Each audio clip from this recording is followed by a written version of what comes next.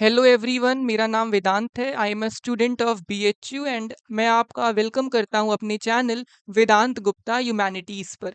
जैसा कि आज की क्लास में हम पॉलिटिकल साइंस का एक चैप्टर पढ़ेंगे जिसका नाम है पॉलिटिक्स ऑफ प्लान्ड डेवलपमेंट। मैंने आपको पहले ही बताया कि पॉलिटिकल साइंस क्लास 12th के अंदर दो बुक्स होती हैं। पहली वर्ल्ड पॉलिटिक्स है और दूसरी इंडियन पॉलिटिक्स है। ये हमारे इंडियन पॉलिटिक्स का तीसरा चैप्टर है जिसका नाम है politics of planned development. So basically इस चैप्टर में हम समझते हैं कि हमने आज़ादी के बाद भारत में कैसे डेवलपमेंट किया, वो क्या तरीका था भारत में डेवलपमेंट करने का। आपको याद होगा तो हमने पढ़ा था कि इंडिया को 3 चैलेंजेस फेस करने पड़े थे आज़ादी के बाद। आप सभी को याद होगा कि 3 मेजर चैलेंजेस इंडिया ने फेस किया आज़ादी के बाद। पहला चैलेंज था यूनिटी मेंटेन करना, दूसरा चैलेंज था देश में डेमोक्रेसी लाना और तीसरा चैलेंज था देश का डेवलपमेंट करना। ना सिर्फ अमीरों का डेवलपमेंट हो बल्कि गरीबों का भी डेवलपमेंट हो, शेड्यूल्ड कास्ट का भी डेवलपमेंट हो, माइनॉरिटीज का भी डेवलपमेंट हो। तो जो तीसरा चैलेंज था वो यही था कि देश के अंदर डेवलपमेंट करना है, गरीबी को कम करना है। अब हमने देश का डेवलपमेंट कैसे किया, क्या-क्या पॉलिसीज हमने अपनाई, वो आप इस चैप्टर में समझोगे। बहुत छोटू सा चैप्टर है। बोर्ड में इस चैप्टर से 2 मार्क्स के क्वेश्चन आते हैं सीबीएसई बोर्ड के अंदर, सिर्फ 2 नंबर का सवाल आएगा। बहुत आसान है, वन शॉट में हम आज पूरे चैप्टर को कंप्लीट कर देंगे, अच्छी तरह से जितनी जल्दी पॉसिबल होगा। तो पहले चैप्टर के नेम का मतलब समझ लेते हैं। पॉलिटिक्स ऑफ प्लान डेवलपमेंट का मतलब है कि आज़ादी के बाद हमारे लीडर्स ने सोचा कि डेवलपमेंट करने के लिए हम पहले प्लानिंग करेंगे। एग्जाम्पल के तौर पे जैसे आप पढ़ाई करते हो तो आप क्या कहते हो, पहले प्लानिंग कर लो कि आज क्या क्या पढ़ना है, आज हिस्ट्री पढ़ना है, आज ज्योग्राफी पढ़ना है, फिर क्वेश्चन सॉल्व करने हैं। जैसे आप अपने डे की प्लानिंग करते हो, हमने कहा हम अपने देश के अंदर प्लानिंग करेंगे कि हमें किस तरह से डेवलपमेंट करना है। इसी को बोला गया प्लान्ड डेवलपमेंट। यानी भारत में हम डेवलपमेंट करने से पहले अच्छे से प्लानिंग करेंगे ताकि देश में विकास हो सके। देखो, चैप्टर शुरू करने से बच्चों पहले मैं आपको डेवलपमेंट का मतलब बता देता हूँ। डेवलपमेंट होता क्या है? क्लास 10th इकोनॉमिक्स के पहले चैप्टर में हम ऑलरेडी पढ़ के आए हैं कि डेवलपमेंट का मतलब होता है कंटिन्यूअस ग्रोथ या फिर इम्प्रूवमेंट। डेवलपमेंट का मतलब है जब लगातार आपकी सिचुएशन में इम्प्रूवमेंट आता रहे, उसको डेवलपमेंट कहा जाता है। जैसे कि पहले मेरे शहर के अंदर हॉस्पिटल नहीं हुआ करते थे, स्कूल नहीं हुआ करते थे, लेकिन अब मेरे सिटीज में हॉस्पिटल भी है, स्कूल भी है, तो मैं बोलूंगा मेरे सिटी का डेवलपमेंट हुआ है। डेवलपमेंट का मतलब होता है मेरे स्थिति के अंदर सुधार हुआ है, इम्प्रूवमेंट हुआ है। डेवलपमेंट हमेशा कैसा होता है? पॉजिटिव होता है, यानी हमेशा सिचुएशन हमारी अच्छी होती है डेवलपमेंट के अंदर। अब यहाँ पे हमें एक एग्जाम्पल दिया हुआ है उड़ीसा का। कह रहा है कि उड़ीसा एक ऐसा राज्य है भारत का जहाँ पे बहुत बड़ी मात्रा में आयरन ओर मिलता है। आयरन ओर क्या होता है? आयरन ओर वही है जिससे आप आगे चल के आयरन बनाते हो, स्टील बनाते हो। तो उड़ीसा एक ऐसा हमारा स्टेट है जहाँ पे बहुत बड़ी मात्रा में क्या मिलता है? आयरन ओर मिलता है। और आज के टाइम पे जो आयरन और स्टील है वो बहुत इंपॉर्टेंट है मैन्युफैक्चरिंग करने के लिए, इमारतें बनाने के लिए, इंफ्रास्ट्रक्चर डेवलपमेंट के लिए। तो हमारी गवर्नमेंट को लगा कि अगर ये आयरन ओर यहाँ से निकाला जाएगा तो इससे क्या होगा? बहुत एम्प्लॉयमेंट क्रिएट होगा, काफी सारे लोगों को नौकरियां मिलेंगी यहाँ पे, और इससे देश के अंदर जो इन्वेस्टमेंट है वो भी बढ़ेगी। बाहर की जो कंपनीज है वो यहाँ पे आके इन्वेस्ट करेंगी क्योंकि आयरन ओर काफी इंपॉर्टेंट माना जाता है। इसीलिए हमारी गवर्नमेंट ने बहुत सारी स्टील मैन्युफैक्चरिंग कंपनीज के साथ क्या साइन कर लिया? गवर्नमेंट ने उनके साथ मेमोरेंडम ऑफ अंडरस्टैंडिंग साइन कर लिया। एमओयू मतलब क्या होता है? Memorandum of understanding. ये एक ऐसा डॉक्यूमेंट होता है जिसके अंदर दो या दो से ज्यादा पार्टी साइन करती हैं और अपने कंसेंट को एग्री करती हैं। यानी दो पार्टीज अगर किसी बात से सहमत होती हैं या उनकी किसी बात पे सहमति बनती है तो वो साइन करती हैं और उसी को बोला जाता है मेमोरेंडम ऑफ अंडरस्टैंडिंग। यानी ये पहला स्टेप होता है एग्रीमेंट बनाने से पहले। तो हमारी गवर्नमेंट ने क्या किया? मेमोरेंडम ऑफ अंडरस्टैंडिंग को साइन किया इंटरनेशनल और डोमेस्टिक स्टील मैन्युफैक्चरिंग कंपनीज के साथ, क्योंकि सरकार को लगा कि इससे देश में एम्प्लॉयमेंट आएगा और देश में इन्वेस्टमेंट बढ़ने लगेगी। लेकिन ये जो आयरन ओर है ये कहाँ पे पाया जाता है? ये आयरन ओर बहुत ज्यादा ट्राइबल इलाकों में पाया जाता है। ये आयरन ओर ट्राइबल एरियाज में पाया जाता है जहाँ पे आदिवासी लोग रहते हैं। अगर आयरन ओर को जमीन से निकालना है तो इसके लिए वो पूरी जगह खाली करनी पड़ेगी, वहां से आदिवासियों को हटाना पड़ेगा, फिर वहां पे आप माइनिंग करोगे तब जाके आयरन ओर आएगा। यानी अगर यहाँ से आयरन ओर निकालना है तो इसका मतलब क्या है कि जो ट्राइबल लोग हैं उनको यहाँ से डिस्प्लेस करना होगा, जनजातियों को यहाँ से हटाना होगा। इसीलिए जो ट्राइबल लोग हैं वो बिल्कुल भी खुश नहीं है, आदिवासी बिल्कुल भी खुश नहीं है, क्योंकि उनको अपनी जगह से हटाना पड़ेगा, उनको अपने गाँव को छोड़ के जाना पड़ेगा, तभी वहाँ पे खुदाई हो पाएगी, तभी वहाँ से आयरन ओर निकलेगा। साथ ही साथ जो इन्वायरमेंटलिस्ट हैं, जो इन्वायरमेंट के बारे में सोचते हैं, वो लोग भी बहुत दुखी हैं, क्योंकि जब यहाँ पे माइनिंग होगी तो बहुत ज़्यादा धुआँ निकलेगा, केमिकल्स का यूज़ होगा, लैंड माइन्स का यूज़ होगा, जिससे इन्वायरमेंट बहुत गंदा होगा, एयर पॉल्यूशन बढ़ेगा। तो इन्वायरमेंटलिस्ट लोग भी बहुत दुखी हैं। लेकिन हमारी सेंट्रल गवर्नमेंट को लग रहा है कि अगर यहाँ पे इंडस्ट्री नहीं लगने दी, तो देश के अंदर इन्वेस्टमेंट कम हो जाएगा, बाहर की कंपनियाँ हमारे देश में इन्वेस्ट नहीं करेंगी। तो आप समझ पा रहे हो ना कितनी एक मुश्किल सिचुएशन है। एक तरफ गवर्नमेंट है जो चाहती है कि उड़ीसा के अंदर इंडस्ट्रीज आए ताकि इन्वेस्टमेंट बढ़े, एम्प्लॉयमेंट मिले, आयरन ओर को निकाला जाए। दूसरे तरफ ट्राइबल आदिवासी लोग नहीं खुश हैं क्योंकि उनको वहां से हटना पड़ेगा। इन्वायरमेंटलिस्ट नहीं खुश हैं क्योंकि पर्यावरण को नुकसान पहुंचेगा। यानी एक बात हमको समझ में आती है कि एक बंदे के लिए जो डेवलपमेंट होता है वो दूसरे के लिए डेवलपमेंट नहीं होता है। क्लास 10th में आप पढ़कर आए हो, development for one may not be development for other, it may be devastating और कन्फ्लिक्टिंग। यानी एक पर्सन के लिए जो डेवलपमेंट होता है वो दूसरे के लिए डेवलपमेंट नहीं हो सकता है। कभी कभार ऐसा भी होता है कि दो लोगों के जो डेवलपमेंटल गोल्स होते हैं वो बहुत कन्फ्लिक्टिंग होते हैं, बहुत डिवास्टेटिंग होते हैं।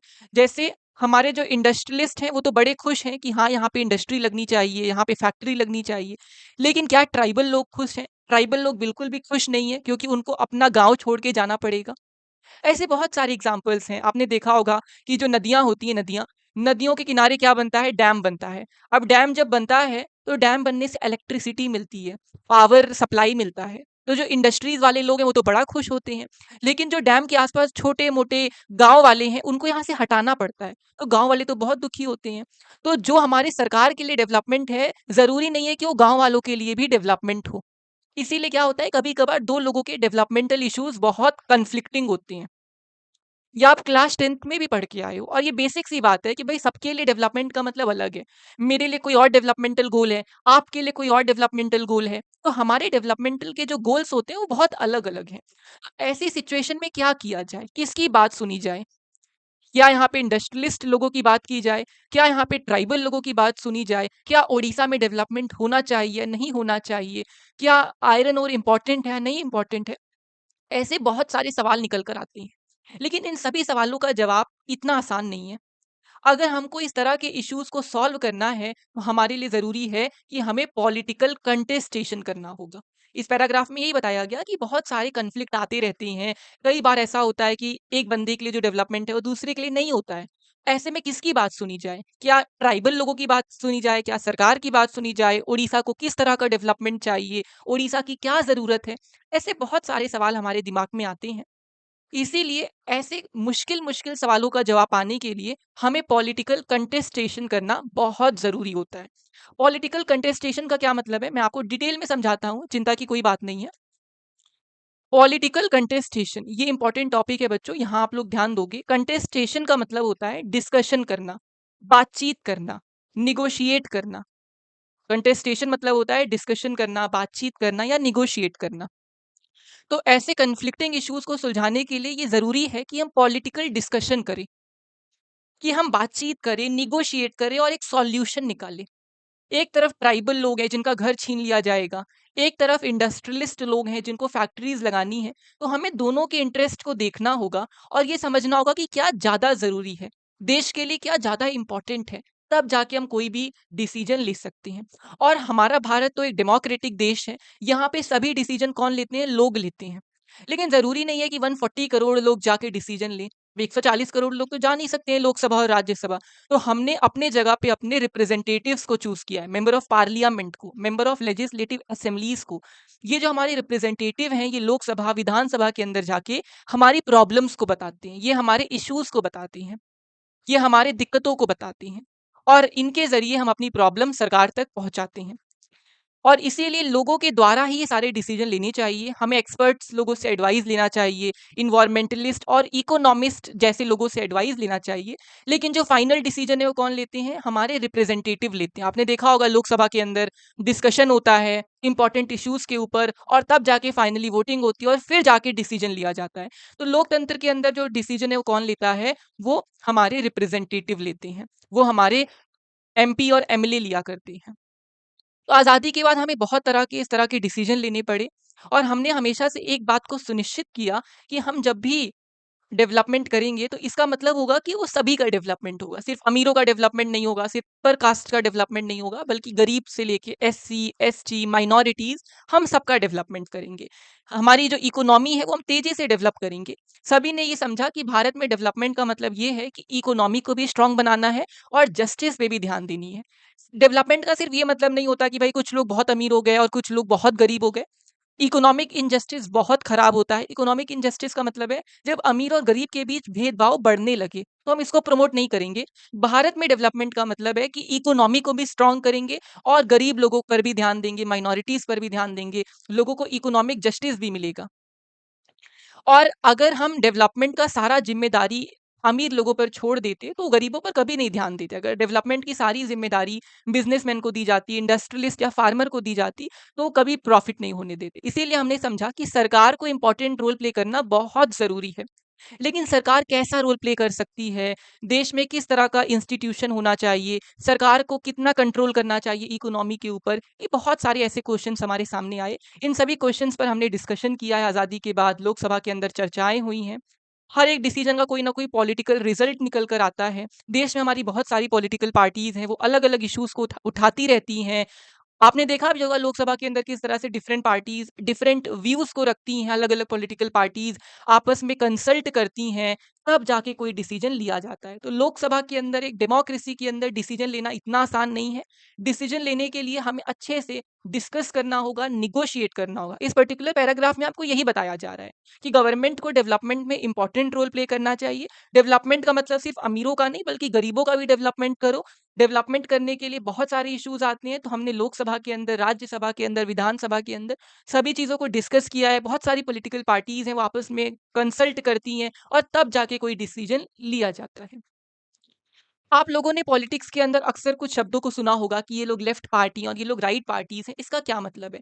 देखो, लेफ्ट पार्टीज़ वो पार्टीज़ होती हैं जो माइनॉरिटीज़ पे या गरीबों पर ज़्यादा ध्यान देती हैं। जिनका मानना होता है कि सरकार इकोनॉमी पे कंट्रोल करे ताकि गरीबों का फ़ायदा हो सके। वहीं राइट पार्टीज़ वो पार्टीज़ होती हैं जो चाहती हैं देश के अंदर फ्री कॉम्पिटिशन होना चाहिए। गवर्नमेंट ना इंटरफेयर करे बिज़नेस के अंदर। बिज़नेसमैन ज़्यादा से ज़्यादा प्रॉफ़िट बनाएँ, और राइटिस्ट पार्टीज़ जो होती हैं वो मेजॉरिटी पे ध्यान देती हैं, मेजॉरिटी पॉपुलेशन पर ज़्यादा फ़ोकस करती हैं। तो आप मुझे कमेंट में बताओ कि आज के अंदर आपको कौन-सी राइट पार्टी और कौन-सी लेफ्ट पार्टीज़ देखने को मिलती हैं? मैं एक एग्ज़ाम्पल आपको दे देता हूँ। कांग्रेस आज के टाइम पे एक प्रो लेफ्टिस्ट पार्टी हो चुकी है और बीजेपी एक राइटिस्ट पार्टी है। ये आप समझ सकते हो, एकदम बेसिक सी बात है। लेफ्ट वो पार्टीज़ है जो माइनॉरिटीज़ पे ध्यान दे रही हैं, गरीबों पर ध्यान दे रही हैं, जो चाहती हैं कि सरकार कंट्रोल करे बिज़नेस को ताकि एक इगैलिटेरियन, एक इक्वल सोसाइटी बने। वहीं राइटिस्ट वो पार्टीज़ हैं जो मेजॉरिटी पर ध्यान देती हैं, जो फ्री कॉम्पिटिशन की बात करती हैं कि गवर्नमेंट को इंटरफेयर नहीं करना चाहिए और बिज़नेसमैन को ज़्यादा से ज़्यादा प्रॉफ़िट बनाना चाहिए। तो ये हो गई लेफ्ट और राइट पार्टीज़ जिनके बारे में आप सुनते आए हो। एंड वन मोर थिंग, अगर आपको ये पीडीएफ चाहिए, हाइलाइटेड पीडीएफ है, एग्ज़ाम में बहुत हेल्प करेगा आपकी, तो आप कमेंट में लिख दीजिएगा, मैं आपको इस पीडीएफ की जो लिंक है, वो सेंड कर दूँगा। चलिए आगे बात करते हैं कि डेवलपमेंट क्या होता है। मैंने ऑलरेडी आपको बताया कि डेवलपमेंट का मतलब होता है जब कोई चीज़ कंटिन्यूअसली इम्प्रूव करती रहे। एग्ज़ाम्पल में जैसे आपके शहर के अंदर हेल्थ अच्छा हो रहा है, एजुकेशन अच्छा हो रहा है, आपकी इनकम अच्छी हो रही है, तो वो आपके लिए डेवलपमेंट होता है। लेकिन डेवलपमेंट की अलग-अलग लोगों के लिए अलग-अलग मतलब होता है। जैसे किसी के लिए डेवलपमेंट का मतलब होगा अच्छे नंबर लाना, किसी के लिए डेवलपमेंट का मतलब होगा मेरी शादी हो जाए, किसी के लिए डेवलपमेंट का मतलब होगा मैं आईएएस बन जाऊँ। सबके लिए डेवलपमेंट का अलग मतलब होता है। कभी-कभार तो 2 लोगों के डेवलपमेंटल इश्यूज़ कन्फ्लिक्टिंग होते हैं। मैंने आपको एग्ज़ाम्पल भी दिया कि जैसे मान लो एक नदी के किनारे डैम बन रहा है, इससे जो इंडस्ट्रियलिस्ट हैं वो बहुत खुश होंगे कि या हमको पावर मिलेगा, हमको इलेक्ट्रिसिटी मिलेगी। लेकिन जो आदिवासी हैं वो बहुत दुखी होंगे कि डैम बनेगा तो हमें अपना घर छोड़ के जाना पड़ेगा, हमें डिस्प्लेस कर दिया जाएगा। तो एक व्यक्ति के लिए जो डेवलपमेंट है, ज़रूरी नहीं है वो दूसरे के लिए डेवलपमेंट हो, उसके लिए वो विनाशकारी भी हो सकता है। तो डेवलपमेंट में अक्सर आप देखते हो कॉन्फ्लिक्ट निकल कर आते हैं, डिबेट्स होते हैं और कॉन्ट्राडिक्शंस देखने को आते हैं। अगर आपसे एग्ज़ाम में ये स्टेटमेंट दे दें कि डेवलपमेंटल गोल्स कभी-कभार कॉन्फ्लिक्टिंग होती हैं। तो आप ये एग्ज़ाम्पल ज़रूर देकर आना कि एक नदी बन रही है, नदी के ऊपर एक डैम बन रहा है, तो डैम बनने से जो इंडस्ट्रीज़ वाले हैं वो तो खुश होंगे, लेकिन आदिवासी दुखी होंगे। तो एक बंदे के लिए जो डेवलपमेंट है वो दूसरे के लिए डेवलपमेंट नहीं होता है। और आज़ादी के बाद हमारे देश के अंदर भी यही सवाल उठा कि कैसे हम डेवलपमेंट करेंगे? क्या गरीबों पर हम ध्यान देंगे? क्या पिछड़े लोगों पर हम ध्यान देंगे? और बहुत सारे लोगों के लिए डेवलपमेंट का मतलब होता है वेस्टर्न कंट्रीज़ की तरह बनो। वेस्टर्न कंट्रीज़ जैसे अमेरिका की तरह बनो, ब्रिटेन की तरह बनो। वेस्टर्न कंट्रीज़ के बनने के लिए हमें लगता है कि हमें मॉडर्न बनना पड़ेगा और हमें लगता है मॉडर्न बनने का मतलब होता है कि देश के अंदर कैपिटलिज़्म लाना होगा। What is capitalism? मैं आपको समझाता हूँ। कैपिटलिज़्म मतलब होता है प्रॉफिट मेकिंग इकोनॉमी। एक ऐसी इकोनॉमी जहाँ पे गवर्नमेंट बिजनेसमैन को इंटरफेयर नहीं करती है और ज़्यादा से ज़्यादा प्रॉफिट बनाया जाता है। तो हमें लगने लगा आज़ादी के बाद कि देश में डेवलपमेंट करना है तो हमें वेस्टर्न कंट्रीज़ की तरह बनना होगा। वेस्टर्न कंट्रीज़ की तरह बनने के लिए हमें क्या करना होगा? अपने देश को मॉडर्न बनाना होगा। मॉडर्न बनाने के लिए हमें अपने देश में इंडस्ट्रियलाइज़ेशन करना होगा। बड़ी-बड़ी हमें इंडस्ट्रीज़ लगानी होंगी। हमें अपने देश में कैपिटलिज़्म लाना होगा। बड़े-बड़े बिज़नेसमैन को खड़ा करना होगा। देश में लिबरलिज़्म करना होगा। लिबरलिज़्म मतलब होता है जब आप ट्रेड बैरियर्स को हटा देते हो। जब आप ट्रेड को फ्री एंड फेयर कर देते हो। लिबरल मतलब होता है फ्री करना किसी चीज़ को। तो जब देश के अंदर आप ट्रेड बैरियर्स को हटा देते हो तो उसी को लिबरलिज़्म कहा जाता है। हमें यही लग रहा था कि डेवलपमेंट मतलब होता है वेस्टर्न कंट्रीज़ की तरह बनो, अमेरिका की तरह, ब्रिटेन की तरह मॉडर्न बनो, इंडस्ट्रियलाइज़्ड बनो। उसके लिए हमें क्या करना पड़ता? कैपिटलिज़्म को, लिबरलिज़्म को लागू करना पड़ता। What is capitalism? Profit making economy बनानी पड़ती। What is liberalism? हमें अपने ट्रेड बैरियर्स को ओपन करना पड़ता। हमें ये भी लगा कि डेवलपमेंट करने के लिए हमें अब साइंस पर ध्यान देना होगा, टेक्नोलॉजी पर ध्यान देना होगा। लेकिन मैं आपको बताऊँ डेवलपमेंट का मतलब सिर्फ़ यही नहीं होता कि वेस्टर्न कंट्रीज़ को कॉपी करो, सिर्फ़ ये डेवलपमेंट नहीं होता। डेवलपमेंट का असली मतलब होता है कि इकोनॉमी भी ग्रो कर रही है और गरीबों पर भी ध्यान दिया जा रहा है। जो मार्जिनलाइज़्ड लोग हैं, उन पर भी ध्यान दे रहे हो, गरीबों का भी वेलफेयर कर रहे हो, वो होता है असली डेवलपमेंट। वेस्टर्न कंट्रीज़ में आप कभी जाकर आओ, अमेरिका जाओ, न्यूयॉर्क सिटी पे कितने सारे आपको बेगर्स दिख जाएँगे। तो डेवलपमेंट का ये मतलब नहीं है कि सिर्फ़ कुछ लोग अमीर हो गए हैं और 95% लोग गरीब हैं। ये डेवलपमेंट नहीं होता। डेवलपमेंट का असली मतलब है इकोनॉमी भी ग्रो कर रही है और गरीबों का भी वेलफेयर हो रहा है। वही इस पैराग्राफ में लिखा हुआ है कि हमें ये लगता है कि डेवलपमेंट का मतलब होता है वेस्टर्न कंट्रीज़ की तरह बनो। अब जब हमें आज़ादी मिली तो भारत के पास 2 ऑप्शंस थे डेवलपमेंट करने के।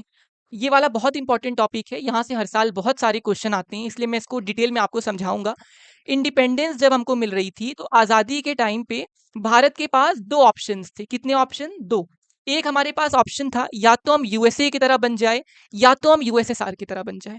हमारे पास पहला ऑप्शन था कि हम यूएसए की तरह बन जाएँ। अब यूएसए कैसा है?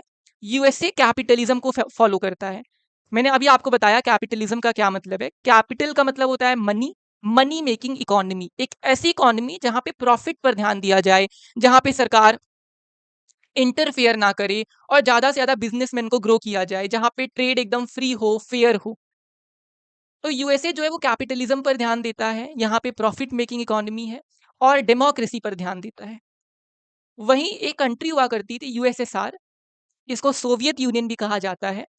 ये आज के टाइम पे नहीं एग्ज़िस्ट करती है, पहले एक देश हुआ करता था रशिया और भी बहुत सारे देशों से मिलके यूएसएसआर बना हुआ था। तो जो यूएसएसआर थी वो बहुत पावरफुल कंट्री हुआ करती थी।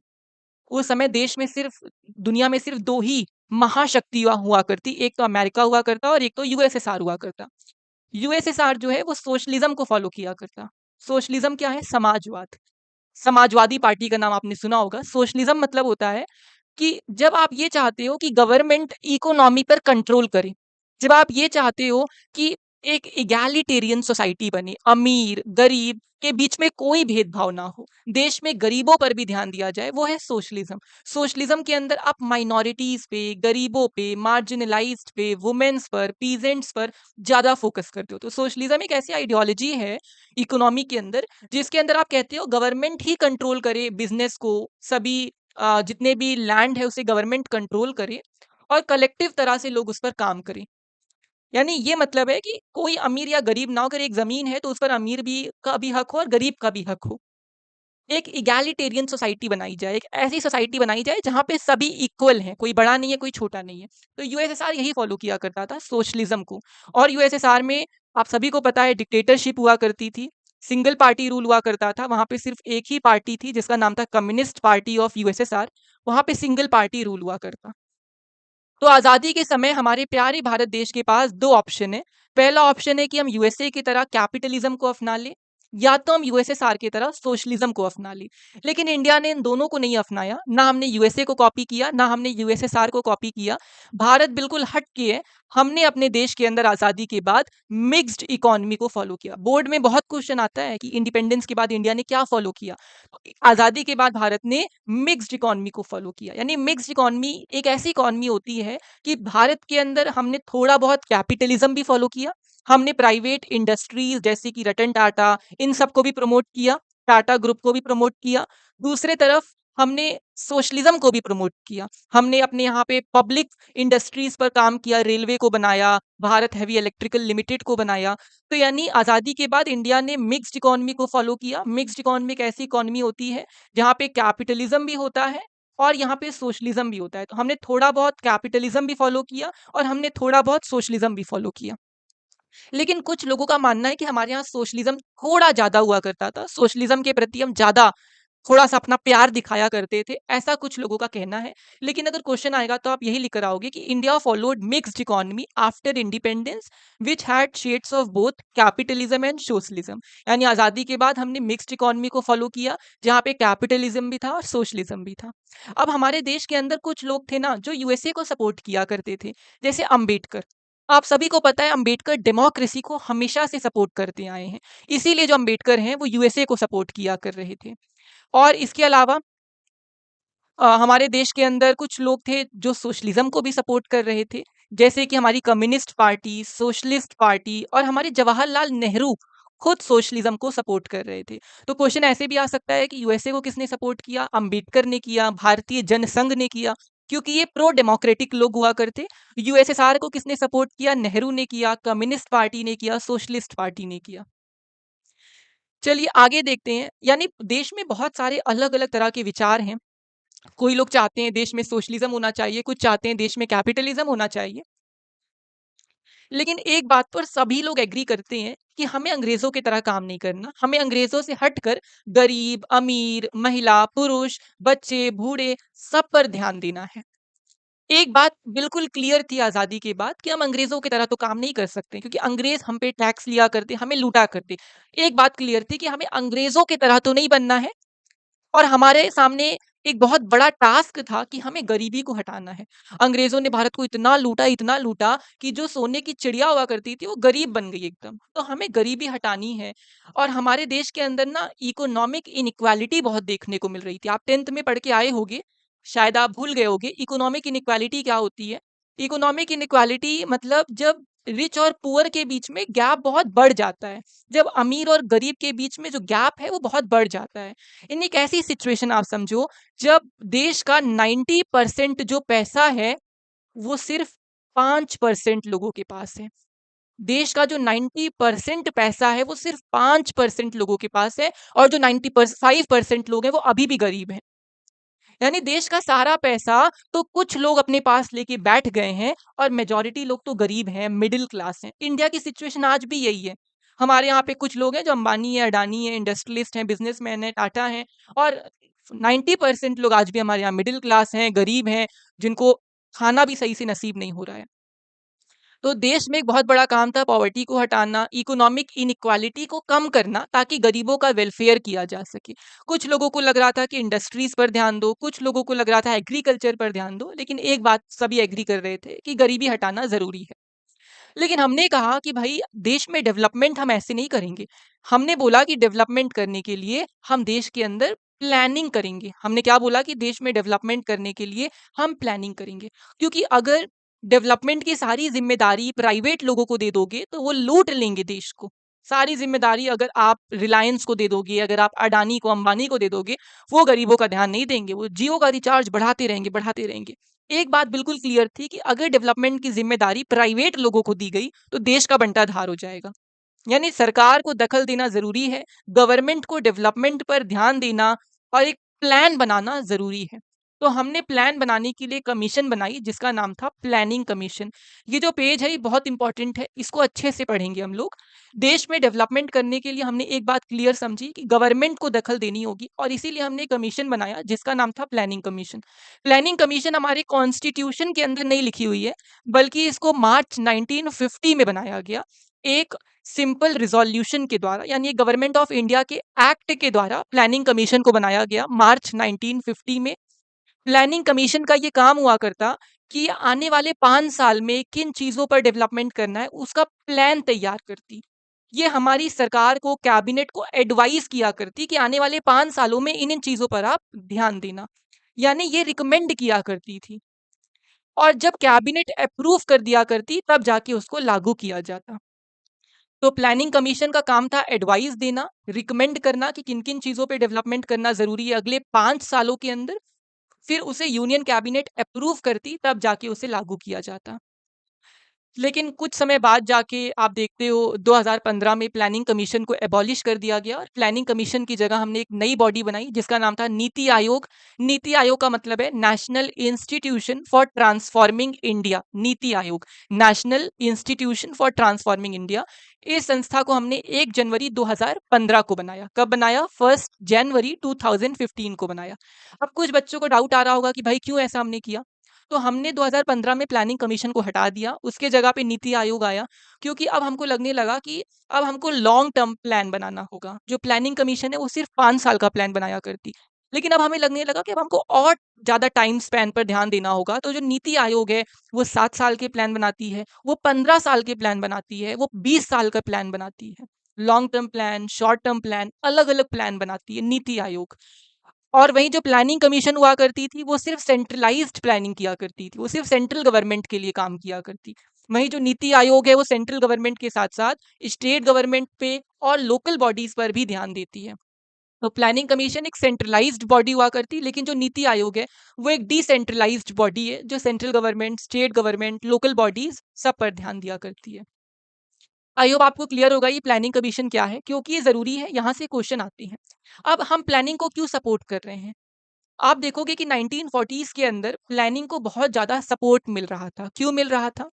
इसके पीछे पहला कारण तो ये है कि यूरोप के अंदर ग्रेट डिप्रेशन आया था। आप पढ़कर आए हो पॉलिटिकल साइंस में, ग्रेट डिप्रेशन के अंदर कैसे जो जर्मनी, जापान और फ्रांस जैसे देश हैं, इटली जैसे देश हैं, वो बिल्कुल बर्बाद हो गए थे। जब यूरोप में ग्रेट डिप्रेशन आया, जर्मनी और फ्रांस को बहुत नुकसान हुआ, तो इन्होंने प्लानिंग की मदद से अपनी इकोनॉमी जल्दी से अच्छी कर ली। आपको ये भी याद होगा वर्ल्ड वॉर 2 के अंदर जापान और जर्मनी हार गए थे। जापान में एटॉमिक बम गिराया गया था। जापान में बहुत त्राहिमाम त्राहिमाम हो गया था। लेकिन जापान और जर्मनी ने अपने यहाँ क्या किया? प्लानिंग करी और प्लानिंग करके वापस से जापान डेवलप हो गया। उसी तरह से आपको याद होगा कि जो यूएसएसआर है, उसके अंदर एक सोशलिज्म को फॉलो किया जाता, लेकिन यूएसएसआर की इकोनॉमी बहुत अच्छी हुआ करती। क्यों अच्छी हुआ करती? क्योंकि यूएसएसआर भी प्लानिंग किया करता। तो पूरी दुनिया आप घूम आओ 1940s और 50s के अंदर सभी लोग प्लानिंग कर रहे हैं। यूएसएसआर भी प्लानिंग कर रहा था। जापान और जर्मनी हार गए थे वर्ल्ड वॉर 2 के अंदर, लेकिन वापस से अपने आप को डेवलप कर लेते हैं प्लानिंग की मदद से। तो हमें ये लगने लगा कि अगर हम भी भारत में प्लानिंग को अपनाएंगे तो इंडिया भी डेवलप करने लगेगा। एक क्वेश्चन आता है एग्जाम के अंदर कि 1940s में प्लानिंग को क्यों सपोर्ट मिल रहा था? क्योंकि दुनिया भर का जो एक्सपीरियंस है वो काफी अच्छा रहा था प्लानिंग को लेके, और हमें भी यही लग रहा था कि अगर हम प्लानिंग करेंगे तो इंडिया बहुत तेजी से डेवलप करेगा। लेकिन ये प्लानिंग कमीशन ऐसा एकाएक अचानक से नहीं प्रकट हुई, इसकी अपनी एक हिस्ट्री है।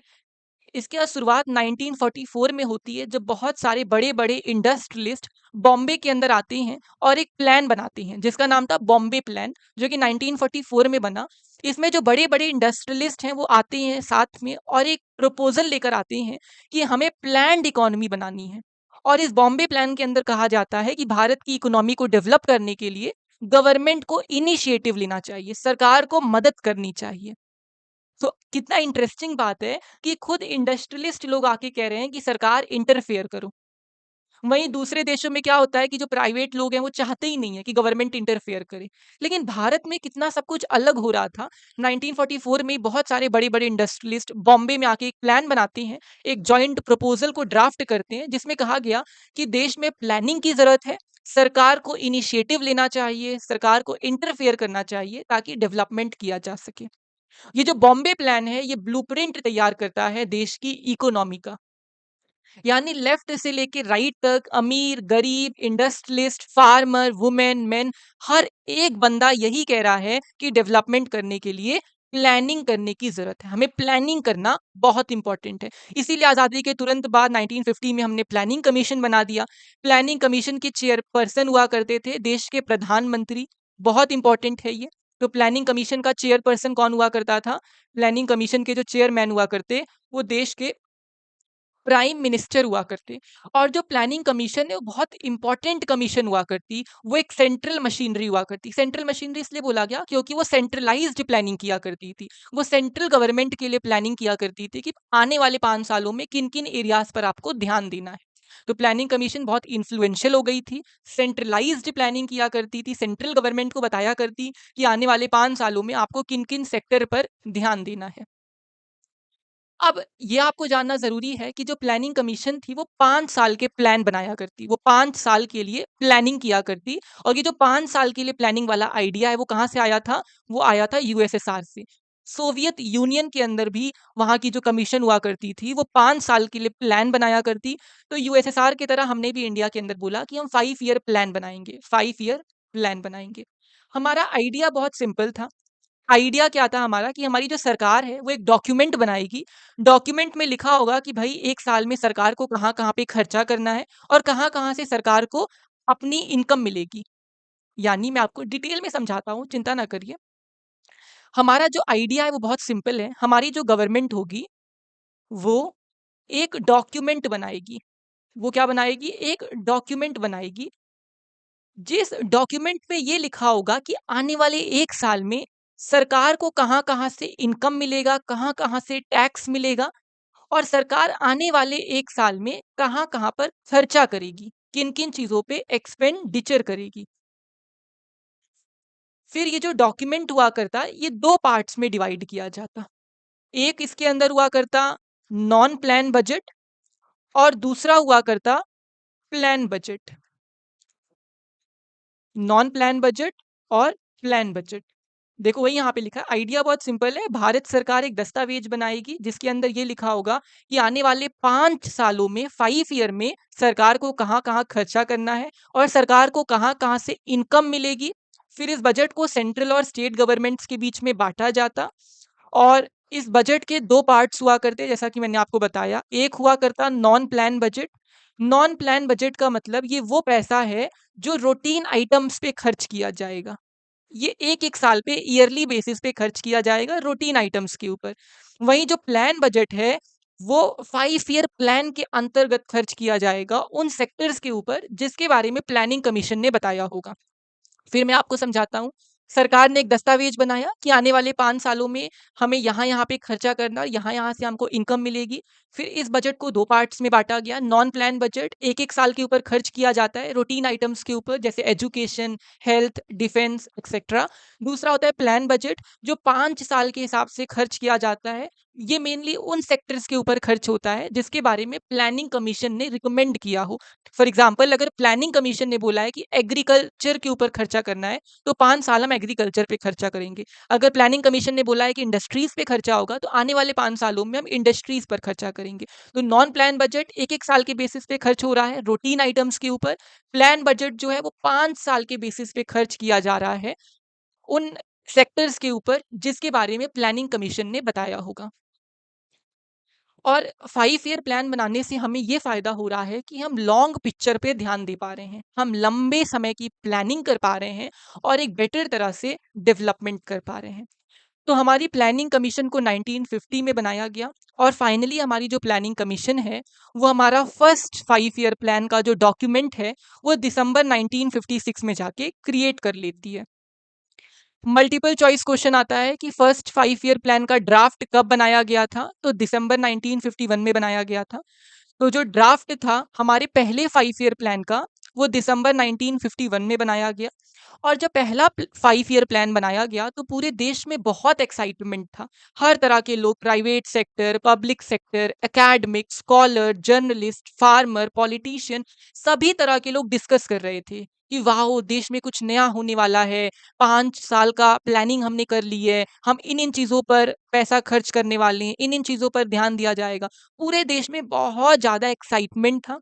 फाइनली फर्स्ट 5 ईयर प्लान 1951 में आया, 56 तक ये रहा। फिर जो सेकंड 5 ईयर प्लान है, वो 1956 में आया, 56 में आया, 1961 तक रहा और जो थर्ड 5 ईयर प्लान है, वो 1961 में आया। तो देश में बहुत एक्साइटमेंट है, लोग बहुत खुश हैं और बहुत एक्साइटेड हैं कि ये देश में कुछ नया होने वाला है। पहली बार ऐसा होने वाला है कि हम देश के अंदर प्लानिंग कर रहे हैं, डेवलपमेंट करने के लिए। कुछ चीज़ें आप याद रखोगे बच्चों, फर्स्ट 5 ईयर प्लान कब आया? 1951 में आया, 56 तक रहा। सेकंड 5 ईयर प्लान कब आया? 1956 से 61 तक। थर्ड 5 ईयर प्लान कब आया? 1961 से 66 तक।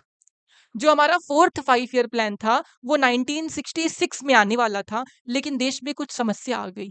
1965 में वॉर हो गया, वॉर के चलते हमारी इकोनॉमी बहुत खराब हो गई, तो हमने सोचा कि 2 साल का ब्रेक ले लेते हैं। तो हमने इसीलिए क्या किया, 2 साल के लिए प्लान हॉलिडे ले लिया। हॉलिडे मतलब हमने 2 साल का 3 साल का ब्रेक ले लिया कि 2-3 साल अब कोई हम प्लान नहीं लेकर आएँगे। तो 1966 से लेके 1969 तक हमने प्लान हॉलिडे घोषित कर दिया। क्यों घोषित किया? क्वेश्चन आ सकता है। क्योंकि देश में वॉर चल रहा था 1965 में, बहुत इकोनॉमिक क्राइसिस आ गया था, इकोनॉमी बहुत खराब हो गई थी, जिसके चलते हमने 3 साल का ब्रेक ले लिया, जिसको आप प्लान हॉलिडे कहते हो, 1966 से 69 तक। प्लान हॉलिडे कब आया? फोर्थ 5 ईयर प्लान आने से पहले। यहाँ तक आपको क्लियर होगा? चलिए आगे देखते हैं। तो अभी तक हमने ये देख लिया कि देश में बहुत एक्साइटमेंट है। हमने कुछ डेट्स को पढ़ा, वो डेट्स आपको याद रखनी है। First 5 year plan, second 5 year plan, third 5 year plan और फोर्थ 5 ईयर प्लान। अब आगे हम कुछ चीज़ों को डिटेल में समझने वाले हैं। बहुत आसान सा चैप्टर है, कुछ भी मुश्किल नहीं है। आगे हम फर्स्ट 5 ईयर प्लान और सेकंड 5 ईयर प्लान को थोड़ा-सा डिटेल में समझेंगे। चलिए मैं आपको थोड़ा-सा इनको अच्छे से बताऊँगा। जो हमारा फर्स्ट 5 ईयर प्लान है, वो 1951 से 56 तक रहा। 1951 से लेके 56 तक रहा। फर्स्ट 5 ईयर प्लान को किसने क्रिएट किया? के.एन. राज ने क्रिएट किया। ये नाम आपको याद रखना है, कई बार बोर्ड एग्ज़ाम में आता है। के.एन. राज ने फर्स्ट 5 ईयर प्लान को बनाया और हमारा एम क्या था कि देश में से गरीबी हटाना। हमारे पहले 5 ईयर प्लान का मेन लक्ष्य था देश में से गरीबी हटाना। अब केएन राज ने बोला कि ये हमारा पहला 5 ईयर प्लान है, तो हमें धीरे-धीरे से डेवलपमेंट करना चाहिए क्योंकि बहुत तेज़ी से आप डेवलपमेंट करोगे, तो हो सकता है डेमोक्रेसी खतरे में आ जाए। अभी आप पढ़कर आए हो कि डेमोक्रेसी के अंदर बहुत सारे कॉन्फ्लिक्ट आते हैं, बहुत सारे इश्यूज़ आते हैं और बहुत तेज़ी से अगर डेवलपमेंट करने लगोगे, तो नई नवेली दुल्हन जैसी डेमोक्रेसी खतरे में आ जाएगी। हमारे फर्स्ट 5 ईयर प्लान ने एग्रीकल्चर पर ध्यान दिया। हमने एग्रीकल्चर के अंदर इन्वेस्टमेंट किया, हमने डैम्स के ऊपर, इरिगेशन के ऊपर इन्वेस्टमेंट किया। क्यों? क्योंकि जब देश का बँटवारा हुआ तो सबसे नुकसान हमारे खेतों को हुआ। हमारे जो खेत हैं वो भी 2 पार्ट्स में बँट गए। पार्टीशन के समय किसी ने खेती तो की नहीं, इधर से उधर माइग्रेशन हो रहा था। तो पार्टीशन की वजह से एग्रीकल्चर पे बहुत बुरा असर पड़ा था और हमें उस पर ध्यान देने की ज़रूरत है। इसीलिए हमने बहुत सारा बजट पेश किया डैम्स बनवाने के लिए। हमने भाखड़ा नंगल डैम बनवाया और हमारे फर्स्ट 5 ईयर प्लान ने ये भी कहा कि देश की सबसे बड़ी दिक्कत है कि हमारा जो लैंड डिस्ट्रीब्यूशन का पैटर्न है वो अच्छा नहीं है। ये मैं आपको समझाता हूँ। हमारे फर्स्ट 5 ईयर प्लान ने क्या बोला कि सबसे बड़ी जो समस्या आती है देश के एग्रीकल्चर के अंदर वो ये है कि हमारा जो खेती वाला लैंड है ना, उसका डिस्ट्रीब्यूशन सही से नहीं हुआ है। आपने देखा होगा गाँव के अंदर एक किसान होता है, अगर किसान के 2 बच्चे हैं, तो वो जो खेत है वो 2 पार्ट्स में बँट जाता है। फिर उस किसान के 2 बच्चे हैं तो वापस से खेत 2 पार्ट में बँट जाता है। किसान का जो खेत है वो उसके बच्चों में बाँटते, बाँटते, बाँटते, बाँटते जो खेतों की साइज़ है वो बहुत ज़्यादा छोटी हो जाती है। और अगर आप छोटे-छोटे एरिया पे खेती करोगे तो बहुत अच्छे से आपको प्रोडक्टिविटी नहीं मिलेगी। अगर आप छोटे से लैंड पे खेती करोगे तो वहाँ पे अच्छे से आप फसल नहीं उगा पाओगे, आपको प्रॉफ़िट ही नहीं होगा। तो हमारे फर्स्ट 5 ईयर प्लान ने बोला कि सबसे बड़ी दिक्कत तो यही है कि हमारा जो लैंड डिस्ट्रीब्यूशन है वो अच्छे से नहीं हुआ है। इसीलिए यहाँ बोला गया कि हमें कलेक्टिव फार्मिंग करने की ज़रूरत है। इसीलिए हमने बोला कि हमें कलेक्टिव फार्मिंग करने की ज़रूरत है। कलेक्टिव फार्मिंग का ये मतलब है कि हमें जो छोटे-छोटे किसान हैं उन्हें सबको एक साथ आकर मिल-जुल कर खेती करनी चाहिए, क्योंकि अगर ये सभी किसान का जो छोटा-छोटा खेत है, अगर ये सभी लोग मिलकर एक साथ खेती करेंगे तो इनकी जो प्रोडक्टिविटी है वो और ज़्यादा बढ़ जाएगी। यहाँ तक क्लियर होगा आपको? हमारे फर्स्ट 5 ईयर प्लान ने बोल दिया कि सबसे बड़ी दिक्कत यही है कि देश में लैंड सही से डिस्ट्रीब्यूट नहीं हुआ है। तो हमें कलेक्टिव फार्मिंग करने की ज़रूरत है। देश में लैंड के अंदर सुधार लाने की ज़रूरत है। कलेक्टिव फार्मिंग का मतलब है अगर छोटे-छोटे किसान साथ में मिल-जुल कर खेती करेंगे, तो उनका आउटपुट और निकलेगा, उनका प्रॉफिट और होगा। हमारा ये भी एम था कि हम लोगों की जो नेशनल इनकम है वो भी बढ़ा सकें। नेशनल इनकम मतलब यही होता है कि देश में लोगों का कुल मिलाकर इनकम कितना है, टोटल इनकम कितनी है सभी इंडियन लोगों का। और वैसे भी आपको पता ही है कि 1950s में लोग बहुत खर्चा नहीं किया करते थे, बहुत बचा-बचा के खर्चा किया करते थे। तो लोगों की इनकम तभी बढ़ेगी जब लोग ज़्यादा सेविंग करेंगे। थोड़ी बहुत नेशनल इनकम बढ़ती भी है 1950s में, लेकिन बहुत ज़्यादा डेवलपमेंट नहीं देखने को मिलता है। नेवरथिलेस लोगों की जो सेविंग है वो थोड़ी बहुत बढ़ती है, लेकिन नेशनल इनकम उतनी नहीं बढ़ती है जितना हमने एक्सपेक्ट किया था और वापस से 1960s और 1970s आते-आते जो लोगों की इनकम है वो वापस से ड्रॉप करने लगती है। तो फर्स्ट 5 ईयर प्लान में हमको यही बताया गया कि ये जो प्लान है 1951 से 56 तक आया, इसको केएन राज ने बनाया। इसका मेन काम था गरीबी हटाना, एग्रीकल्चर पे ध्यान देना। बहुत तेज़ी से डेवलपमेंट करोगे तो डेमोक्रेसी खतरे में आ जाएगी। इसका मेन लक्ष्य था डैम्स पर ध्यान देना, इरिगेशन पर ध्यान देना। हमने भाखड़ा नंगल डैम बनाया। फर्स्ट 5 ईयर प्लान ने बोला कि देश में जो लैंड है, वो सही से डिस्ट्रीब्यूटेड नहीं है, हमें कलेक्टिव फार्मिंग करनी चाहिए। इस प्लान के अंदर ये भी बोला गया कि लोगों की जो इनकम है, वो भी हमको बढ़ानी चाहिए। लेकिन 1950s एक ऐसा समय है जब लोग बहुत कम खर्चा किया करते थे। 1950s में लोगों का खर्चा वैसे ही बहुत कम हुआ करता, तो लोगों की इनकम तभी बढ़ सकती है जब वो सेविंग ज़्यादा करें। 1950s के बाद लोगों की नेशनल इनकम थोड़ी बहुत बढ़ती तो ज़रूर है, लेकिन उतनी नहीं बढ़ती जितना हमने एक्सपेक्ट किया था। 1960s में वॉर होते हैं, 1970s में वॉर होते हैं और लोगों की इनकम वापस से कम होने लगती है। आगे हम बात करते हैं सेकंड 5 ईयर प्लान के बारे में। जो सेकंड 5 ईयर प्लान था, वो हेवी इंडस्ट्रीज़ पर ध्यान दिया करता। अच्छे से इसको याद करना है आपको। जो हमारा पहला 5 ईयर प्लान था, उसने एग्रीकल्चर पे ध्यान दिया। हमारा जो सेकंड 5 ईयर प्लान है, वो हेवी इंडस्ट्रीज़ पर ध्यान दिया करता था। अब हमें लगा कि देश के अंदर हमें पब्लिक सेक्टर पर ध्यान देना है।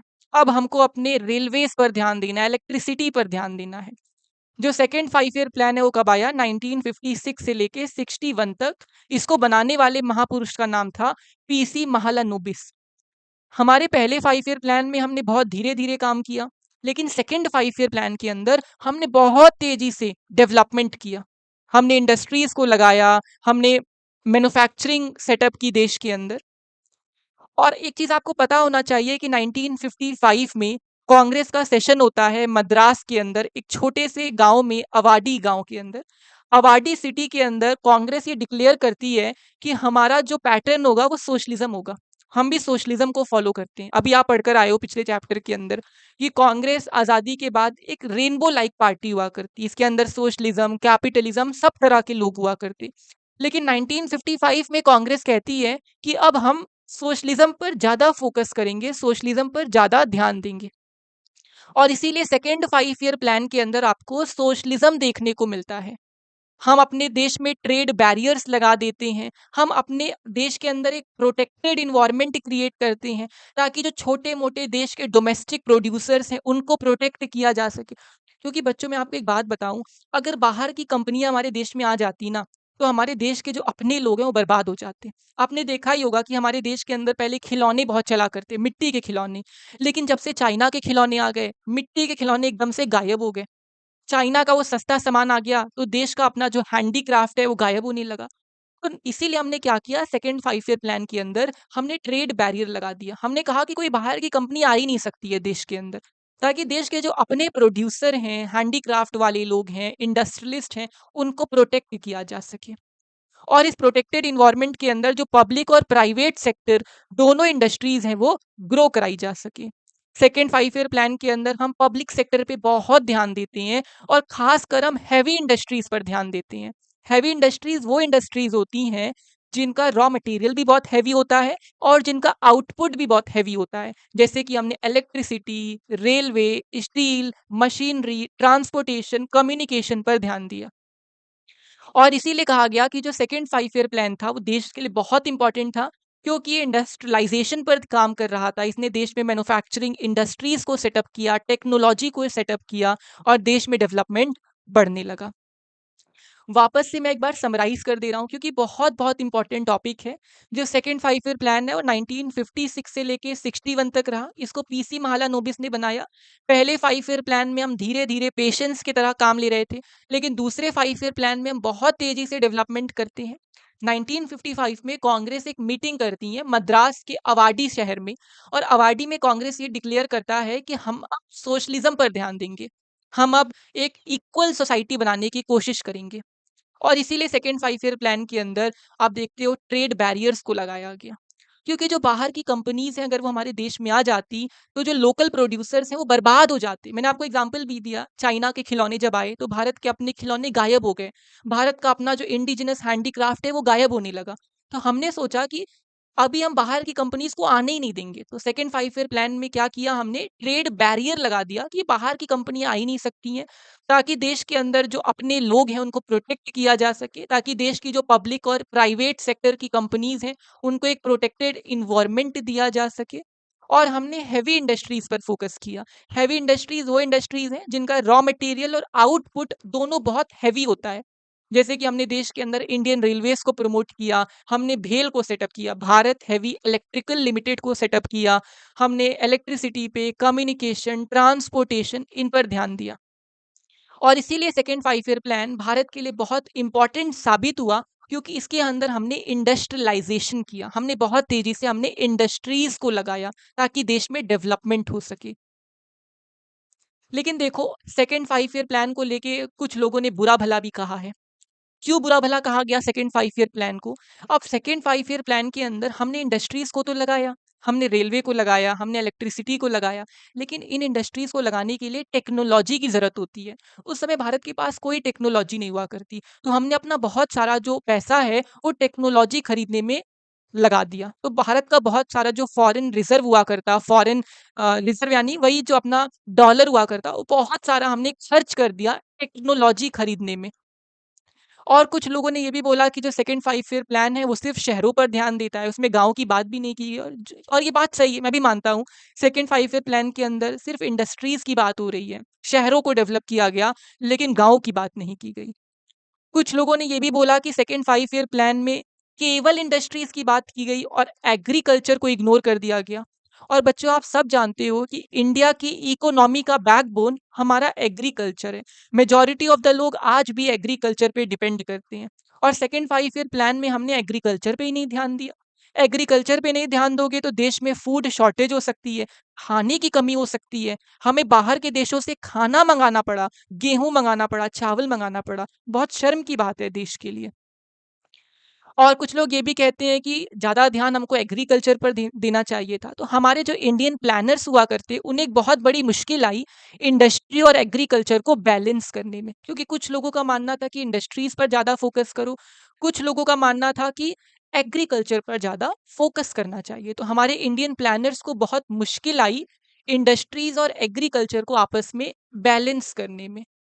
और कुछ लोग ये भी मान रहे थे कि हमें एग्रीकल्चरल इंडस्ट्रीज़ पर ज़्यादा फ़ोकस करना चाहिए। अब बच्चों, आपको पता ही है इंडस्ट्रीज़ अलग-अलग टाइप्स की होती हैं। अभी हमने देखा हैवी इंडस्ट्री क्या होती है, जिसका रॉ मटेरियल भी हैवी है, जिसका आउटपुट भी हैवी है, जैसे कि इंडियन रेलवे, जैसे कि इलेक्ट्रिसिटी।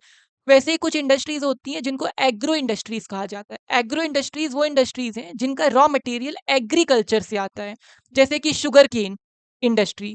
इसका जो रॉ मटेरियल है वो है गन्ना, गन्ने से चीनी बनती है। जैसे कि कॉफ़ी इंडस्ट्री, कॉफ़ी बनाने के लिए आपको कॉफ़ी का पेड़ लगाना पड़ता है।